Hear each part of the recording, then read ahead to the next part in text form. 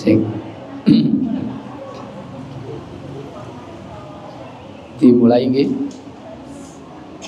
Bismillahirrahmanirrahim. Assalamualaikum warahmatullahi wabarakatuh. Innal hamdalillah wassalatu wassalamu ala Rasulillah Muhammad sallallahu alaihi wasallam. Allahumma amsayna ala fitratil Islam wa ala kalimatil ikhlas wa ala dini nabiyina Muhammad sallallahu alaihi wasallam wa ala millati abina Ibrahim hanifan musliman wa ma kana minal musyrikin. Ibu-ibu yang dimuliakan Allah, mugi-mugi panjenengan sedaya dalam keadaan sehat, Allahumma amin.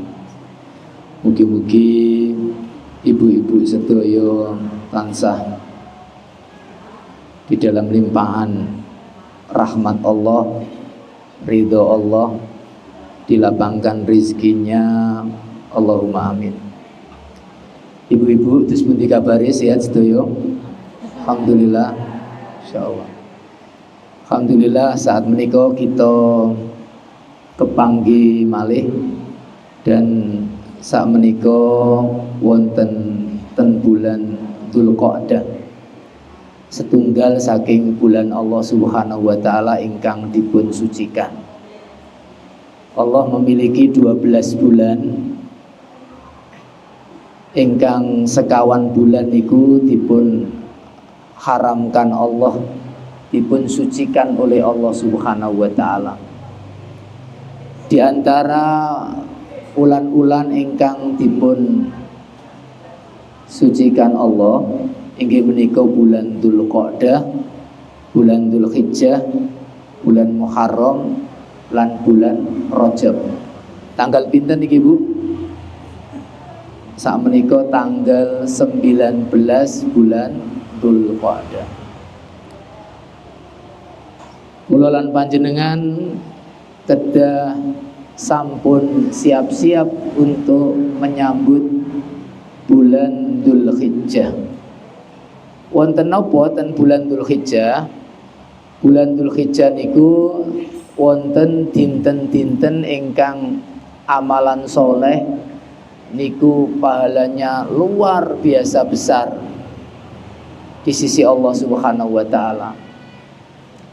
Baginda Rasulullah sallallahu alaihi wasallam beliau mengatakan, "Ma min ayyamin al-amalus salih fihinna khairun wa ahabbu ilallah au ahabbu ilallah min hadhil ayyam, yakni al-asrul awal min Dzulhijjah." Boten wonten dinten-dinten ingkang amal soleh niku langkung dipun cintai Allah mengalahkan amal soleh wonten dinten-dinten menika. Terus baginda Nabi, dinten-dinten menika niku 10 hari pertama bulan Dzulhijjah, 10 hari lagi berarti. Para sahabat mendengar apa yang disampaikan oleh baginda Nabi niku lajeng tanglet. Para sahabat membandingkan kalian amal ingkang paling ageng walal jihad fi sabilillah. Nabi, ana amalan sing guwedhe, perang di jalan Allah. Wonten tiyang berjuang membela agama Allah, mengorbankan jiwanya. Apa amalan menika sek kalah kalian amalan-amalan soleh wonten 10 pertama bulan Dzulhijjah? Baginda Nabi lajeng jawab, walal jihad fi sabilillah. Meskipun jihad boten saged nandingi amal-amal soleh ingkang dipun lampahi wonten 10 pertama bulan Dzulhijjah. Lajeng Nabi maringi gambaran wonten amalan ingkang saged sebanding kalian amal soleh ingkang dipun lampahi wonten 10 pertama bulan Dzulhijjah niku illa rajulun kharaja bimalihi wa nafsihi walam yarji minhu syai'un awalam yarji minha syai'un, kejaba wonten wong-wong sing medal saking griya, jiwanya dibawa, hartanya dibawa, jiwanya mati syahid di jalan Allah, hartanya sedaya telas di jalan Allah, niku sing saged sebanding kalian amalan ingkang dipun lampahi wonten 10 pertama bulan Dzulhijjah. Ingkang sekedap malih badhe kepanggih kali kula lan panjenengan. Maka wajar para ulama lajeng tanglet kinten-kinten 10 pertama bulan Dzulhijjah menika langkung utama pundi kalian 10 terakhir bulan Ramadan. Niku dikaji oleh para ulama. Kinten-kinten sing lebih utama niku dinten-dinten 10 pertama bulan Dzulhijjah nopo dinten-dinten 10 terakhir bulan Ramadan. Kula lan panjenengan niki kan sering nek badhe kepanggih Ramadan nyiap-nyiapo nggih. Terus kita siap-siap menjaga kesehatan supaya kuat beramal wonten ulan Ramadan. Nah, niki nggih wonten dinten-dinten sing nilai keutamaane niku dibandingkan kalian Ramadan oleh para ulama. Maka para ulama nyimpulkan ten Ramadan niku wonten apa mawon, disimpulkan wonten Lailatul Qadar, wonten puasa Ramadan, wonten iktikaf nggih. Terus wonten Idul Fitri. Ten 10 pertama bulan Dzulhijjah niku wonten apa mawon? Amalan-amalan sing gede-gede niku wonten puasa Arafah, wonten haji nggih, wonten napa niki ibadah-ibadah haji di dalam 10 pertama bulan Dzulhijjah. Wonten ibadah wukuf di Arafah, wonten nyembelih korban, wonten Idul Adha, ditimbang-timbang para ulama niku. Lajeng para ulama menyimpulkan wonten sing menyampaikan 10 pertama bulan Dzulhijjah niku langkung utama dibanding dengan 10 terakhir bulan Ramadan. Atau pendapat ingkang kuat 10 pertama bulan Dzulhijjah niku siangnya niku lebih utama daripada 10 terakhir bulan Ramadan. Malamnya lebih utama 10 terakhir bulan Ramadan daripada 10 pertama bulan Dzulhijjah. Makanya ibu-ibu badhe menyambut awal bulan Dzulhijjah menika kula lan panjenengan kedah siap-siap untuk bagaimana meningkatkan amal ibadah kita. Bayangkan sedaya kesainan ingkang kula lan panjenengan lampahi sekecil apapun itu nilainya seperti tadi. Wonten tiyang medal saking griya, beto sedaya hartanya, dia mati di jalan Allah, kemudian hartanya habis di jalan Allah Subhanahu wa taala. Niku bandingannya amalan kecil yang kita kerjakan di 10 pertama bulan Dzulhijjah. Ini kita sampaikan supaya ibu-ibu tahu. Ini sudah tanggal 19, 10 hari lagi kita masuk bulan Dzulhijjah. Mudah-mudahan kita semuanya ketemu dengan bulan Dzulhijjah, ketemu dengan hari raya Idul Adha, makan sapi bareng ya, bareng waktunya.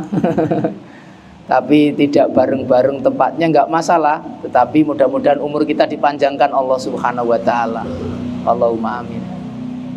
Ibu-ibu ingkang dipun muliakan Allah Subhanahu wa taala, materi kita wonten sore menika inggih menika sifat-sifat wanita-wanita ingkang dados calon mlebet swarga. Niki wonten wanita-wanita penduduk surga. Ibu-ibu pengen mlebet swarga napa pengen mlebet neraka?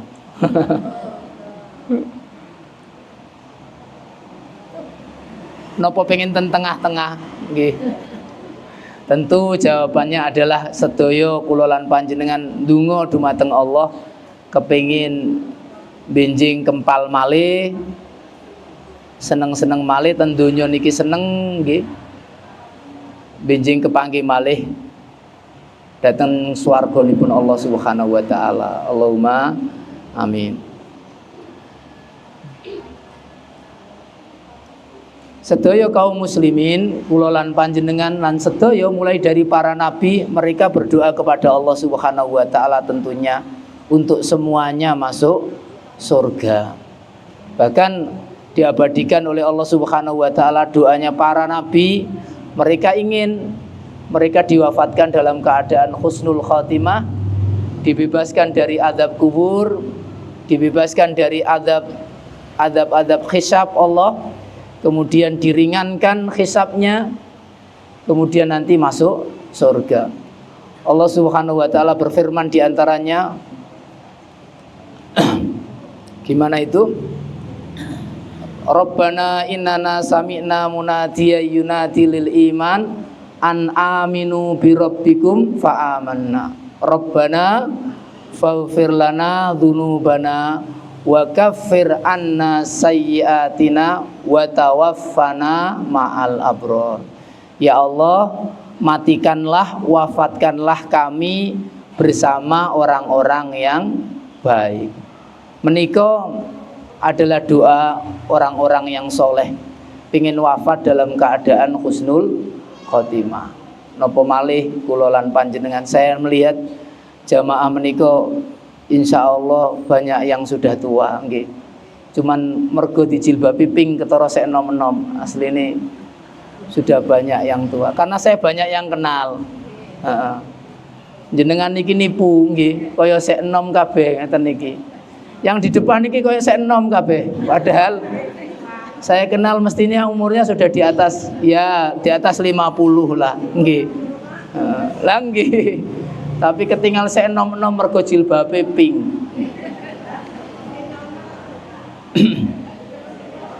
Nah, materi menika tentu sangat tepat untuk kita, buat kita semuanya agar kula lan panjenengan siap-siap.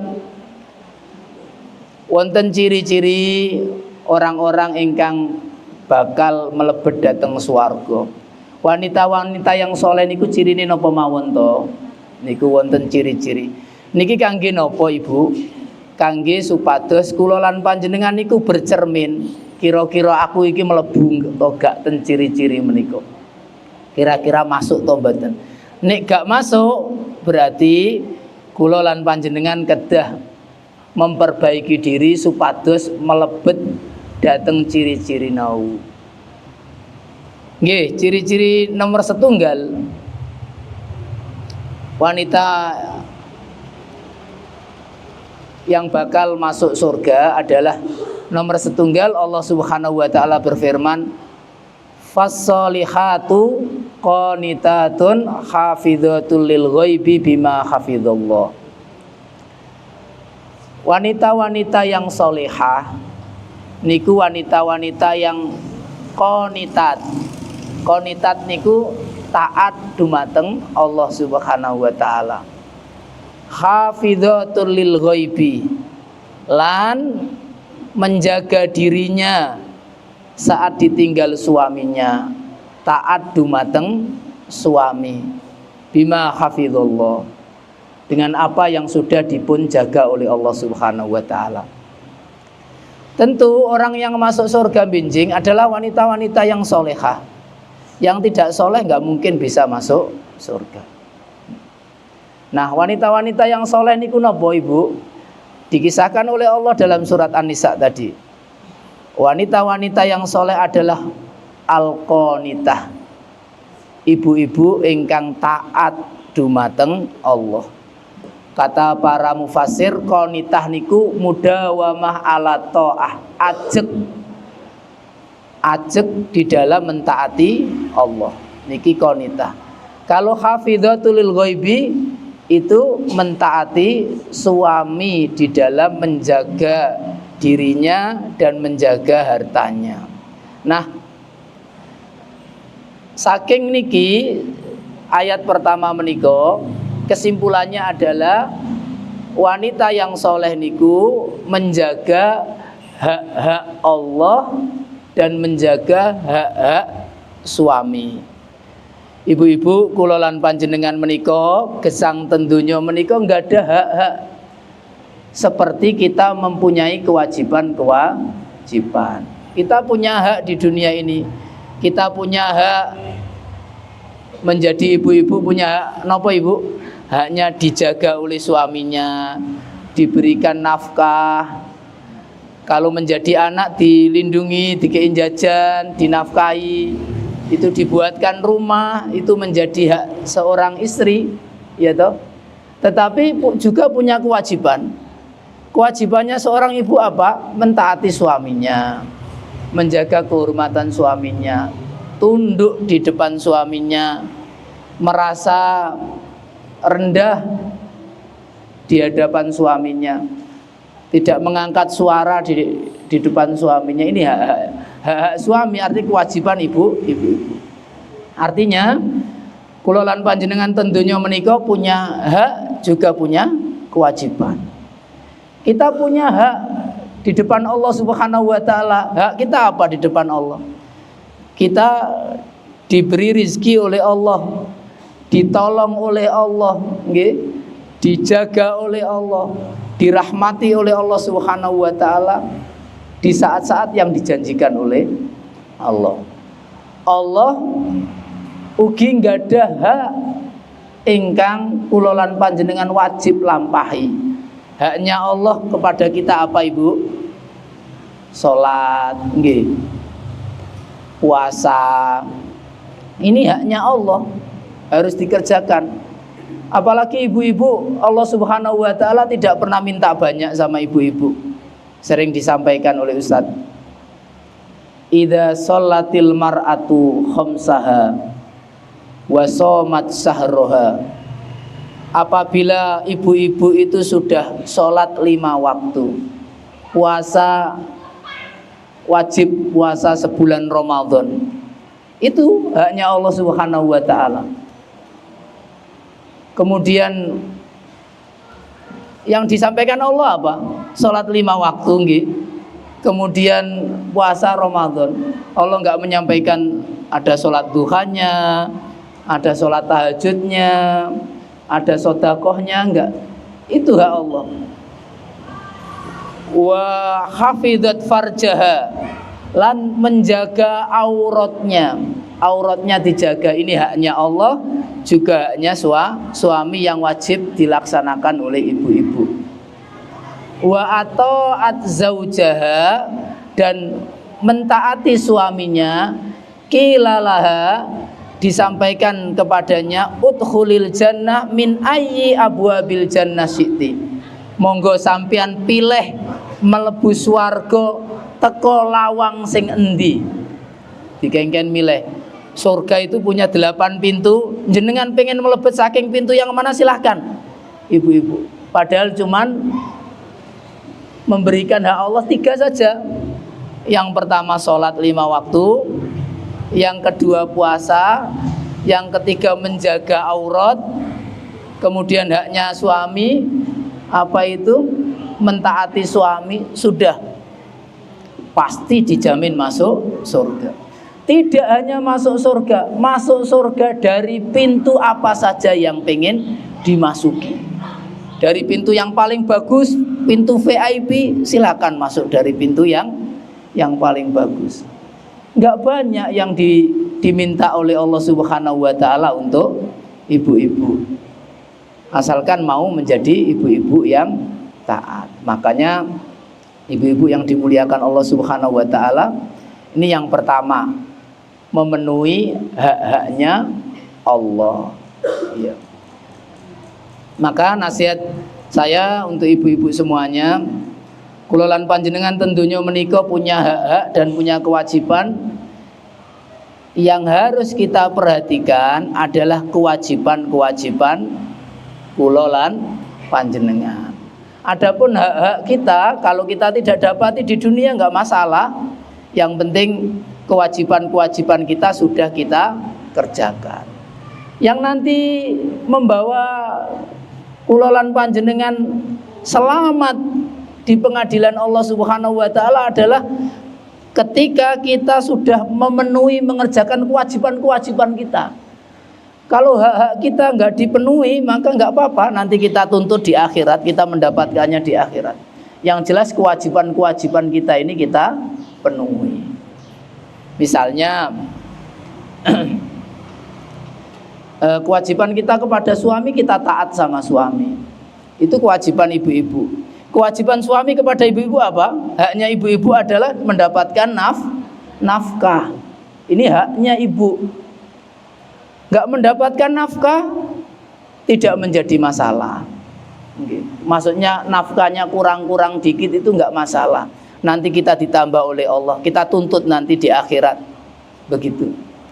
Tetapi kita sudah melaksanakan kewajiban-kewajiban kita, selamat kita di depan di pengadilan Allah binjing. Yang tidak selamat itu apabila kewajiban-kewajiban kita dereng kita tunaikan, itu yang kita kemudian tidak selamat. Begitu. Adapun hak kita nggak sampai ke kita, nggak diberikan, itu nanti bisa kita tuntut, bisa menambah amal kita nanti di akhirat. Makanya banyak kadang-kadang ibu-ibu yang kemudian tetap taat, tetap mencintai suaminya, melayani suaminya, menjaga keluarganya, kemudian mengerjakan pekerjaan-pekerjaan rumah tangga, meskipun suaminya nggak bener, suami ini nggak bener, suami ini sakar PDW kadang-kadang datang ke rumah nek kober gitu, kadang-kadang sering main sama temannya, jarang ngurusi rumah tangga, kemudian sering lupa sama kewajiban-kewajibannya, tidak mau menafkahi juga, nafkahnya kurang-kurang. Tapi wonten ibu-ibu yang kemudian tetap mentaati suaminya. Kenapa kok masih taat sama suaminya? Karena ini adalah kewajiban ibu-ibu. Ini kewajiban, perintah Allah Subhanahu wa taala yang nanti ditanyakan oleh Allah. Adapun suami tidak melaksanakan kewajibannya, itu nanti bisa kita tuntut di akhirat nanti. Begitu. Kita yang penting kita selamat di akhirat. Maka selamatnya kita, kula lan panjenengan selamat di pengadilan akhirat itu tergantung kewajiban-kewajiban yang sudah kita laksanakan. Baik kewajiban kita untuk Allah, kewajiban kita kepada suami, kewajiban kita kepada anak-anak. Anak-anak punya hak untuk kita jaga, kita rawat, kita sayangi, kita laksanakan. Adapun nanti anak-anak tumbuh menjadi anak-anak yang seperti apa, kita mohonkan kepada Allah, kita pasrahkan kepada Allah. Yang terbaik untuk anak-anak kita sesuai perintah Allah Subhanahu wa taala kita laksanakan, maka kita selamat di pengadilan Allah. Makanya benjing ten akhirat niku wonten firman Allah, yauma yafirrul mar'u min akhihi wa ummihi wa abihi wa sahibatihi wa bani. Benjing niku wong-wong iku padha melayu teko bojone, melayu teko dulure, melayu teko anake, melayu teko teko ayahe, teko wong tuane. Di mana itu Ustaz? Di pengadilan Allah. Kula tanglet panjenengan, mergi napa wong-wong do melayu? Padahal di pengadilan Allah niku hari di mana kita butuh teman. Kita nggak mau sendirian, kita butuh teman. Hari yang sangat menakutkan, mestinya ada yang menolong kita. Kita butuh yang ditolong. Tentunya menika nek panjenengan kemudian melampah wonten tempat sing angker, nggih, wonten tempat yang nanti diperkirakan bisa mencelakakan kita, Maka kita butuh teman untuk menjaga kita, nggih. Tapi di akhirat kenapa kita malah lari dari orang-orang yang kita cintai? Kata para ulama, wong-wong Melayu saking sapa bae sing disenengi niku mergo kuwatir dituntut di pengadilan Allah, dituntut hak-haknya. Melayu teko bojone mergo bojone kuwatir engko nuntut iki. Mergo biyen nek donya niku mboten dilayani, mboten ditaati dengan baik. Melayu teko istrine nggih kuwatir bojone sing estri niki nuntut. Melayu teko anake kuwatir engko anake nuntut bapakne, saling nuntut di akhirat. Dadi wong-wong padha melayu teko dari orang-orang yang dicintainya karena khawatir dituntut. Ini yang saya nasihatkan tadi, ibu-ibu, selamatnya kita niku tergantung kita menunaikan kewajiban. Ini sifat penduduk surga yang pertama. Kemudian nomor kali, sifat penduduk surga nomor kali,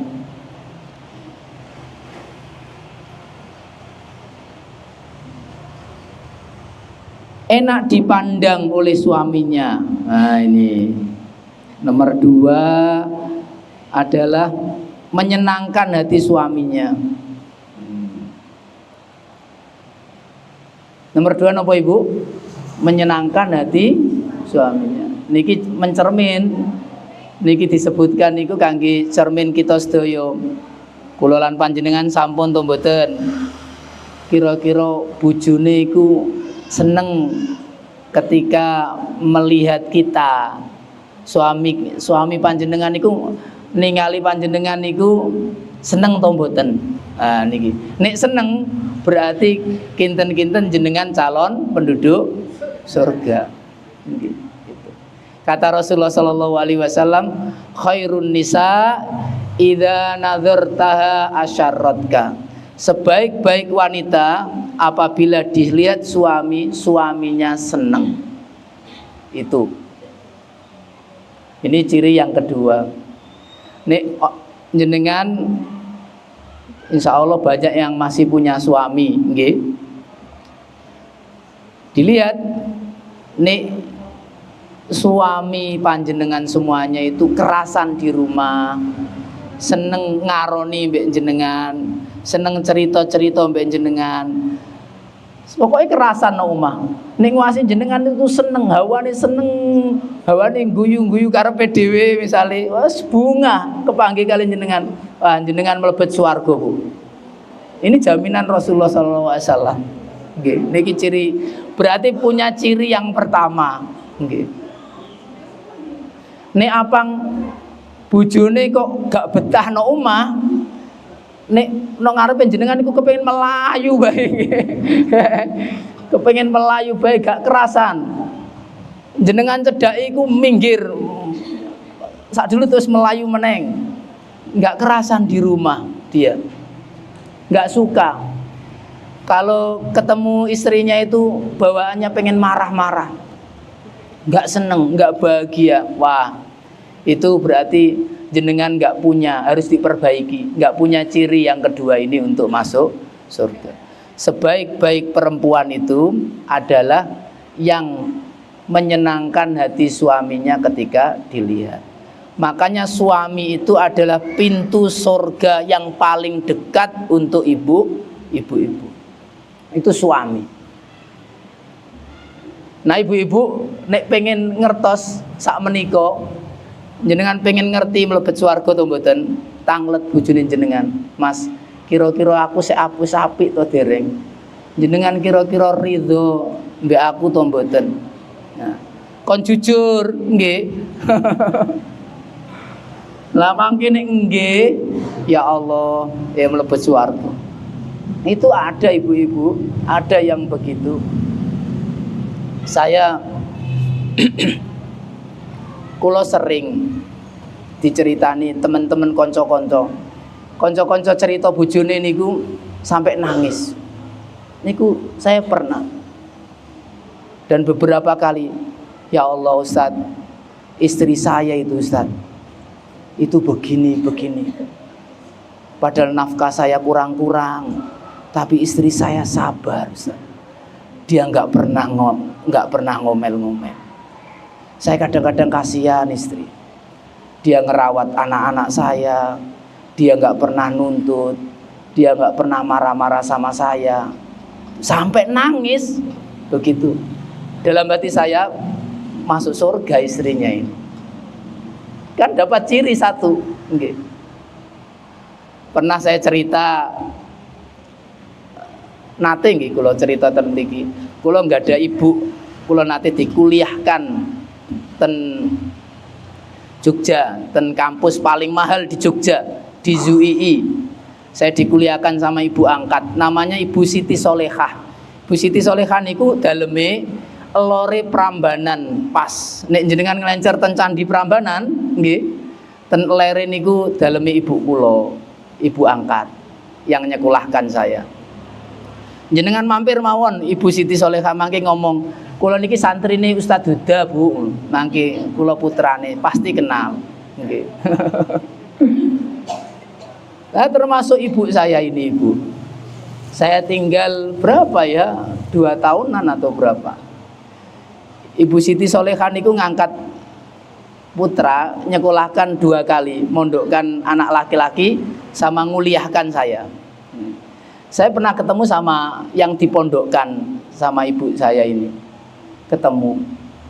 Ternyata saya sama ini kakak yang dipondokkan tadi itu punya doa yang sama. Ya Allah, mudah-mudahan saya punya istri seperti ibu saya. Begitu. Paham toh gak, Bu? Karena tinggal bersama beliau itu Masya Allah, luar biasa. Ibu saya ini, suaminya itu pernah jalan-jalan, tiba-tiba ngajak jalan-jalan saya. Waktu belum berangkat itu saya disampaikan sama ibu, belum ada HP. Ami, tolong jaga suami saya baik-baik katanya. Dia tak penakut kalau misalnya apa, seperti itulah, disuruh jaga kalau ada rame-rame. Akhirnya saya jalan-jalan sama suami. Di atas mobil itu, sambil dia nyetir itu, suaminya itu cerita kebaikan ibu-ibunya, kebaikan istrinya itu diceritakan luar biasa. Itu suaminya nangis, Ibu, menceritakan kebaikan istrinya itu, nangis. Saya mendengarkan saja, ya Allah. Saya merasakan mau saya tinggal sama ibu saya. Nah, ibu ini luar biasa hatinya. Ini, lah kira-kira yang calon masuk surga itu seperti itulah, begitu. Kira-kira seperti itu. Karena ada, kalau nggak sering diceritani, nggih, Ustadz istri saya itu Ustadz, Masya Allah, hari-hari itu marah-marah terus. Iya, saya sampai nggak betah di rumah Ustadz. Sampai ada syekh dan Arab Saudi niku, karena sering ada cerita seperti ini, wonten seorang Ustadz syekh dan Arab Saudi niku khutbah, Ibu. Cerita, binjing niku wonten bapak-bapak melebet swarga, nggih, melebet swarga, melebet terus. Bapak-bapak niku seneng masuk ke istana niku. Masya Allah, alhamdulillah, subhanallah, ini rumah saya ini. Kata Allah, bukan, itu bukan rumah kamu. Rumah kamu masih terus. Nah, akhirnya terus ada istana yang lebih bagus lagi, taman lebih indah lagi. Bapak-bapak tadi mau masuk ke istana itu. Kata Allah, bukan, itu bukan rumah kamu. Rumah kamu masih terus. Ketemu sama istana yang lebih besar lagi. Dia seneng lagi, pengen masuk lagi nih. Kata Allah, bukan, itu bukan rumah kamu. Rumah kamu masih terus. Akhirnya Ibu ketemu sama kebun-kebun yang indah, dengan buah-buahan yang luar biasa. Ada istana yang megah. Kemudian dia bahagia. Ya Allah, apakah ini rumah saya? Gitu, di surga itu. Iya, itu rumah kamu, kata Allah. Akhirnya dia senang, ya Allah, tamannya indah, kebunnya luas, buahnya ada, istananya megah. Dia senang sekali, bahagia. Ya Allah, terima kasih, ini istana yang paling indah yang pernah dilihat di surga. Senang, bahagia, gembira, bersyukur di depan Allah Subhanahu wa taala. Kemudian buka istana, dibuka istananya itu. Wajahnya langsung pucat itu Ibu. langsung pucat, kebahagiaan tuh langsung hilang, pucat. Allah kaget, loh kenapa kamu barusan bahagia, di dalam rumah itu ada istrinya. Ada istrinya, pucat dia, nggak mau sesurga sama istrinya itu. Nah, istri-istri yang seperti ini, mungkin ini istri-istri yang harus memperbaiki diri. Mungkin wonten bapak-bapak itu yang nggak kerasan di rumah.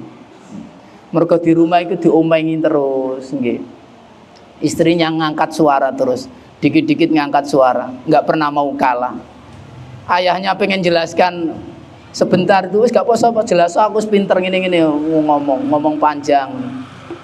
Karena memang perempuan itu ngomongnya lebih banyak daripada laki-laki, ngomongnya buahnya. Nah, ibu-ibu yang dimuliakan Allah, paham toh mboten ceritanya ini? Paham nggih? Sampai, tapi niki mboten hadis nggih, niki hadis palsu. Artinya sampai-sampai ada cerita seperti itu yang dibawakan oleh para masyayikh. Karena banyaknya kasus, ada kasus-kasus yang seperti itu. Suami nggak kerasan di rumah, nggak kerasan lihat istrinya, nggak kerasan apa. Makanya ibu-ibu yang dimuliakan Allah Subhanahu Wa Taala,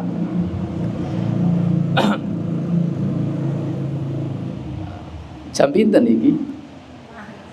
Taselami. Dalil menika juga menjadi dalil bahwa ibu-ibu itu berhias di depan suami itu pahalanya besar. Itu jaminannya surga itu. Dan untuk suaminya itu jaminan surga. Itu luar biasa, itu menjadi satu dari karakter ciri penghuni surga, ciri wanita yang soleha untuk menyenangkan suaminya.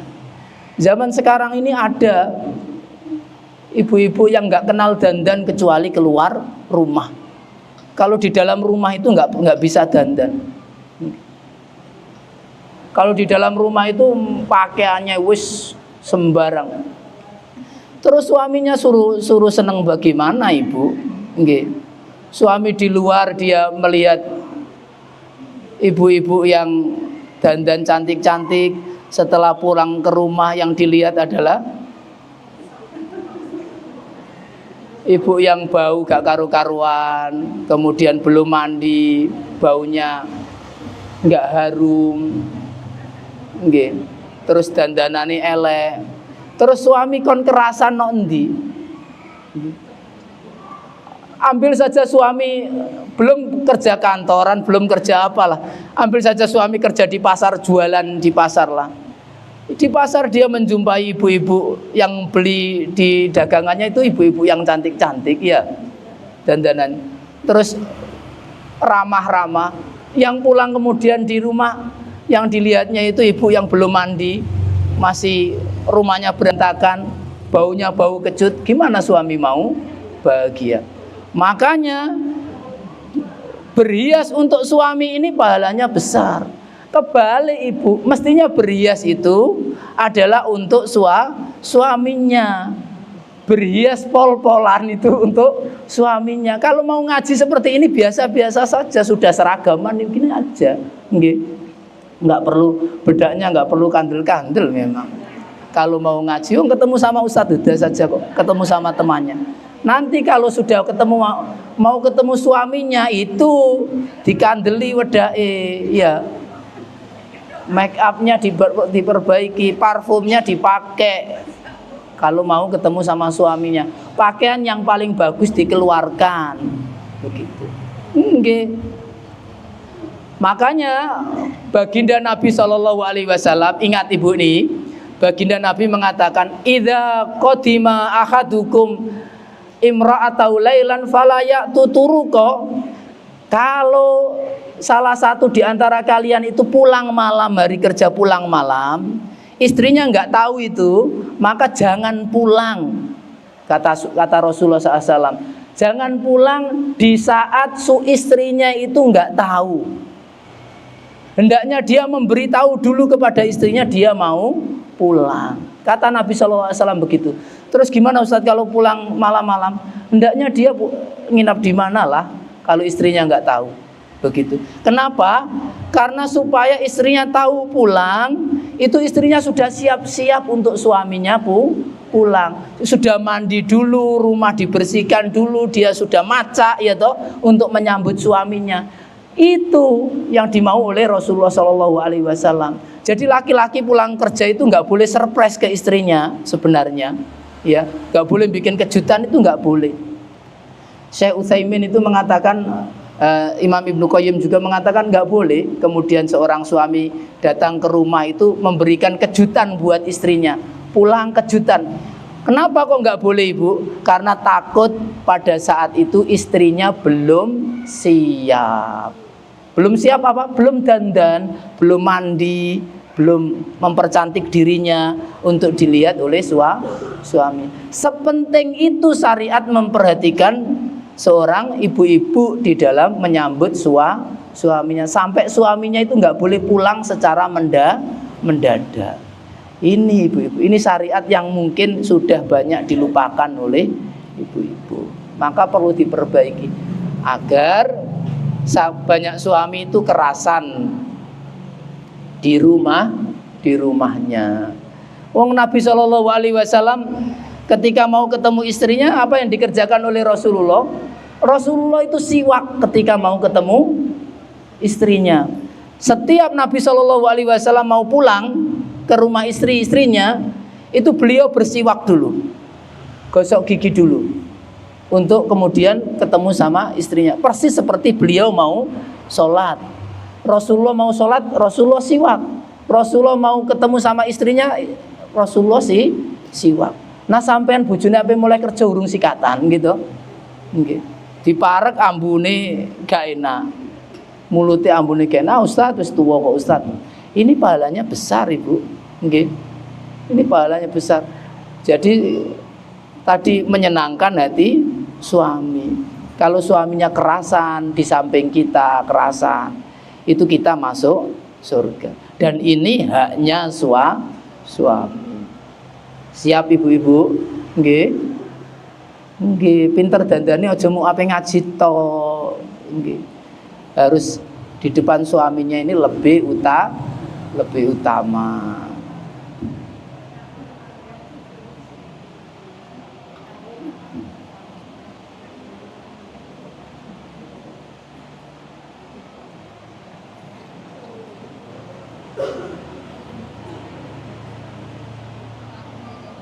Paham to mboten niki? Kemudian nomor selanjutnya, bukan nomor selanjutnya, yang hadis selanjutnya tadi, idza nadzarta asyarratka wa idza amarta ata'atka. Kalau diperintah oleh suami mentaati. Ini adalah wanita solehah tadi, menyenangkan hati suaminya. Kemudian kalau diperintah mentaati suaminya. Wala yukhalifuhu fi nafsiha wa maliya syai'an karahahu atau makaroha, tidak menyelisih suami di dalam hartanya, di dalam dirinya, sesuatu yang dibenci oleh suaminya, nggak boleh. Ini syariat mengatur. Jadi kalau suaminya nggak suka ibu-ibu pakai pakaian merah, ya jangan pakai pakaian merah, jangan sering-sering pakai pakaian merah. Kalau suaminya nggak suka ibu-ibu pakaian hitam, jangan sering-sering pakai pakaian hitam. Suaminya pengennya apa? Nanti kalau suaminya udah pergi silakan pakai pakaian yang diinginkan ibu-ibu. Tetapi jangan pernah memunculkan menyelisih suami terhadap sesuatu yang suami nggak suka.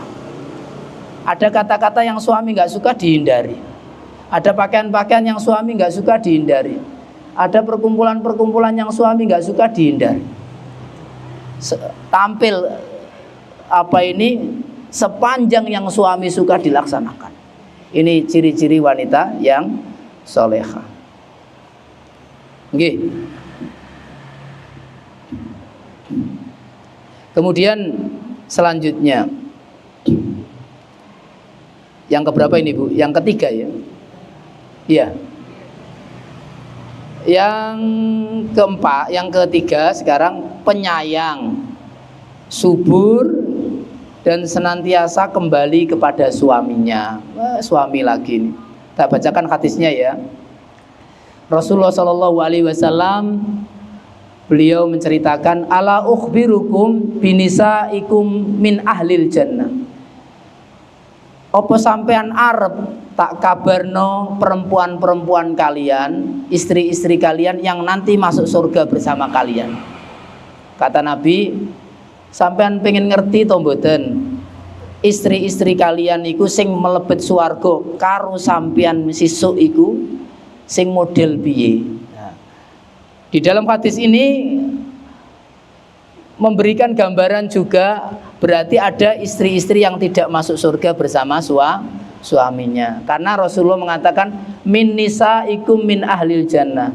Ala ukhbirukum min nisaikum min ahlil jannah.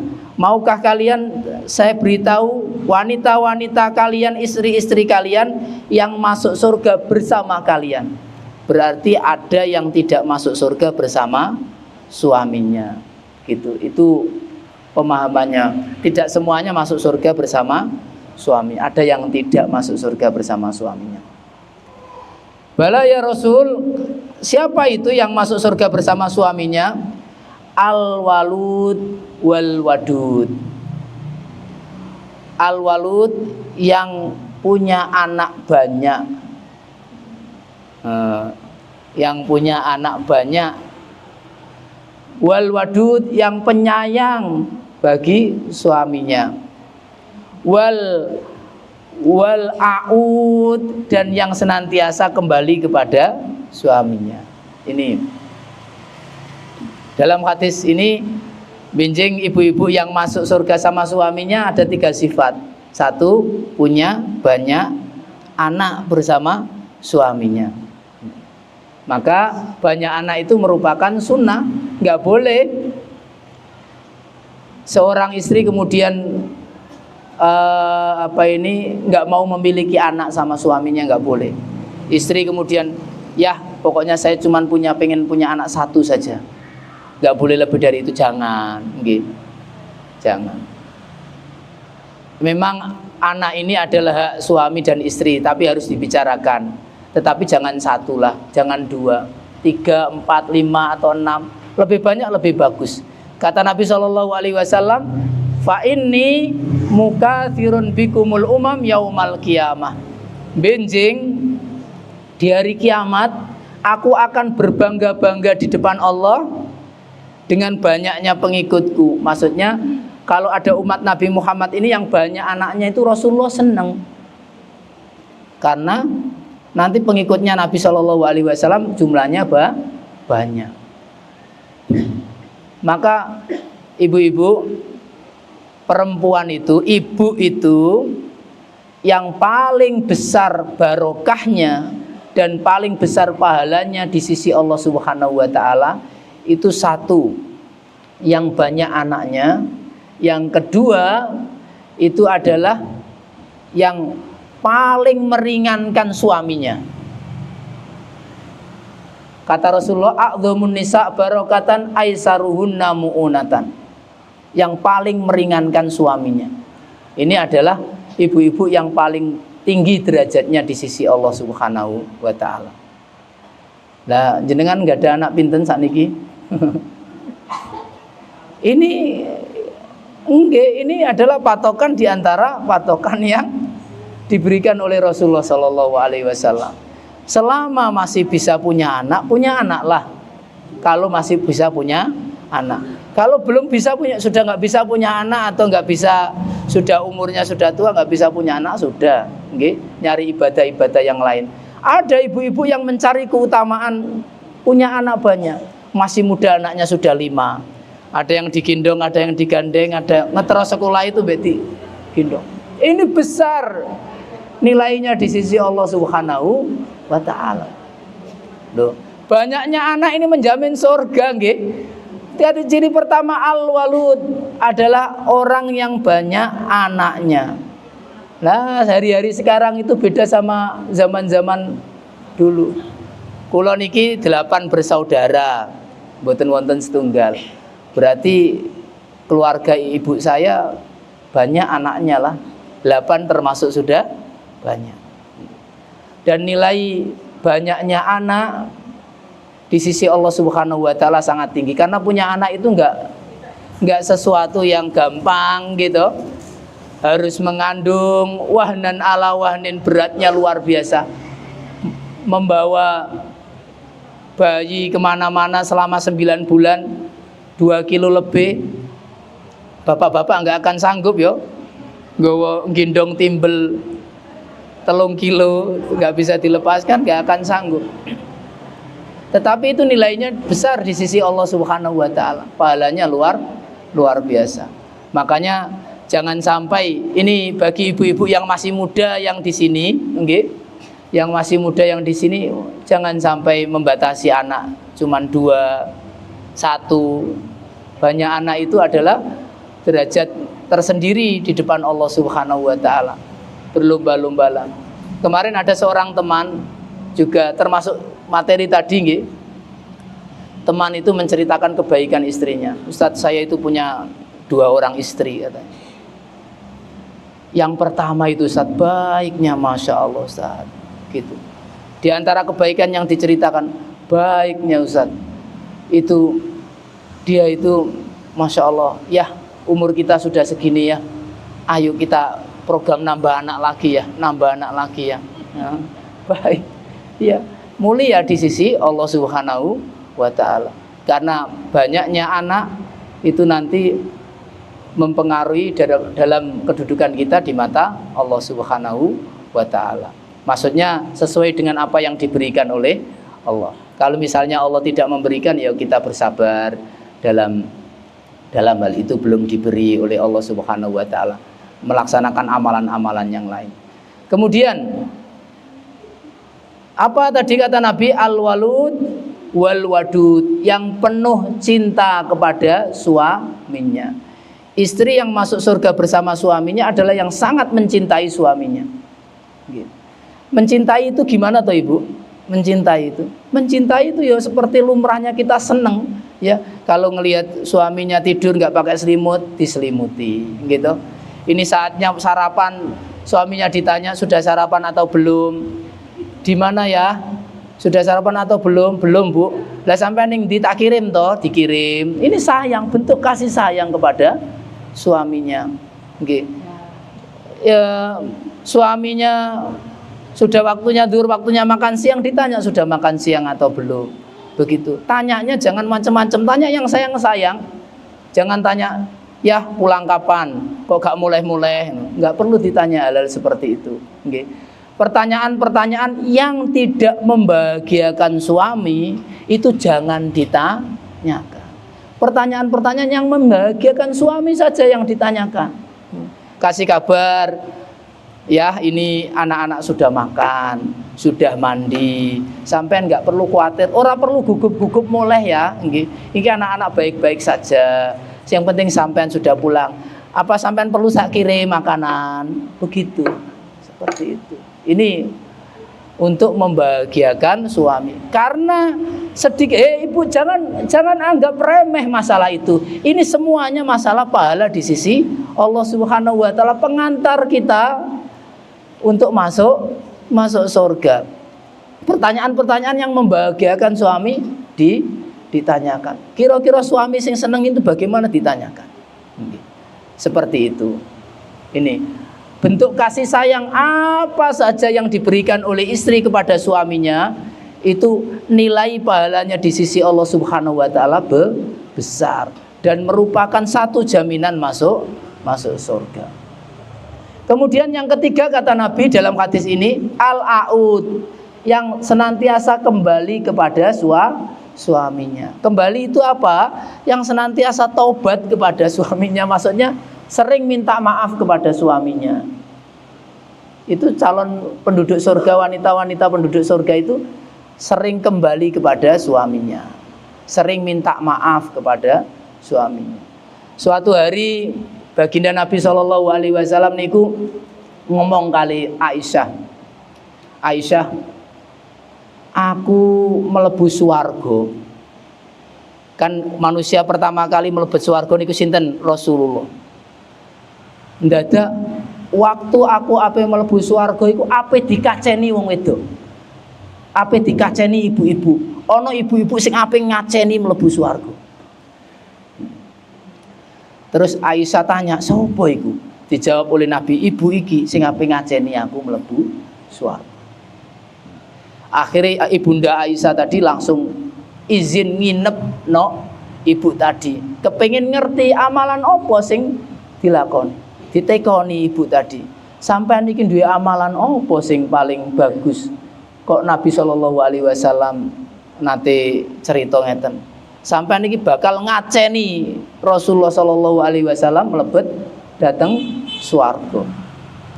Lah ibu tadi dia nggak punya amalan istimewa, namanya ibu-ibu pekerjaannya di rumah, nggih. Cuman diingat-ingat ibu tadi niku saben-saben dalu niku datang ke suaminya. Saben-saben suaminya sebelum tidur niku dipijeti. Nggih. Mantun dipijeti, suaminya pegel di, mungkin namanya ibu yang sayang sama suami tadi. Kasih sayang sama suami kan pahalanya besar. Dipijet, ditenangkan, dikipas-kipas, di apalah, nggih, sama suaminya. Nah, sebelum tidur dia ngomong, "Mas, jangan tidur dulu, jangan tidur dulu." Kiambak itu mendet penjalin. Rotan itu, atau pukul apalah, alat pukul. Ngomong mbek bojone, "Ya, nek dina iki mau ana kata-kataku, sikapku kok jenengan ora seneng nglarakno atine jenengan, tulung sampean gepuk aku, sampean pukul aku, sampean aja turu sik sebelum sampean ridho karo aku."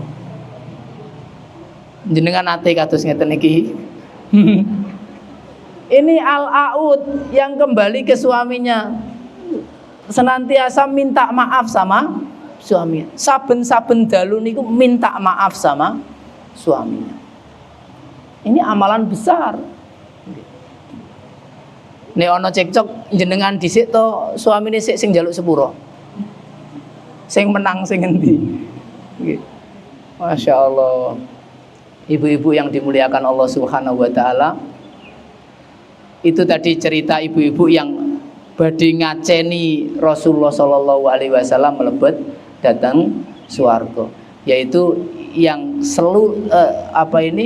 senantiasa kembali kepada suaminya. Bahkan Rasulullah mengatakan kalau ibu-ibu itu wa idza udhiyat, kalau seandainya dia yang dilukai, dia yang disakiti, dia yang didolimi, tetap dia yang kembali minta maaf kepada suaminya. Padahal dia yang benar, dia yang disakiti. Ini posisi suami yang salah ini. Tetap dia datang kepada suaminya, dia minta maaf, minta agar suaminya diridhoi, agar suaminya meridhoi dia. Ini adalah ibu-ibu yang benar-benar nanti dijamin oleh Allah Subhanahu wa taala masuk surga. Makanya ibu, tadi saya sampaikan ini karena materinya ibu-ibu ya. Saya sampaikan tadi pintu surga ibu-ibu yang paling dekat itu adalah suami. Ibu-ibu niki wajib taatnya kepada orang tua atau kepada suami, Ibu? Ke suami atau ke orang tua? Suami, nggih. Setelah menikah ibu-ibu itu sudah taatnya kepada suami. Orang tuanya nyuruh A, suaminya nyuruh B, taat kepada suami, tidak wajib taat kepada orang tua. Ini ditaruh oleh Allah Subhanahu wa taala, sudah seperti itu.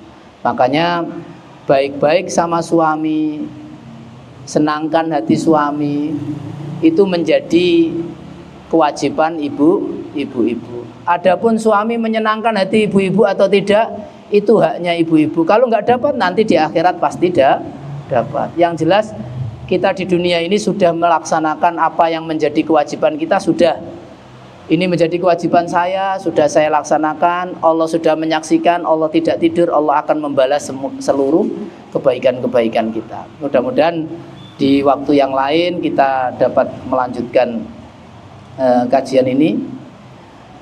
Ibu-ibu yang dimuliakan Allah Subhanahu wa taala, mudah-mudahan bermanfaat. Ini nasihat-nasihat Rasulullah sallallahu alaihi wasallam.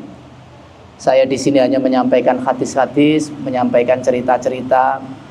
Marilah kita kemudian kembali taat kepada Allah Subhanahu wa taala, taat kepada Rasulullah sallallahu alaihi wasallam, termasuk taat kepada Allah, termasuk mentaati Rasulullah sallallahu alaihi wasallam adalah kita berbuat baik kepada suami-suami panjenengan sedaya.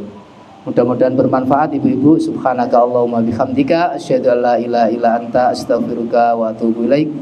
Assalamualaikum warahmatullahi wabarakatuh.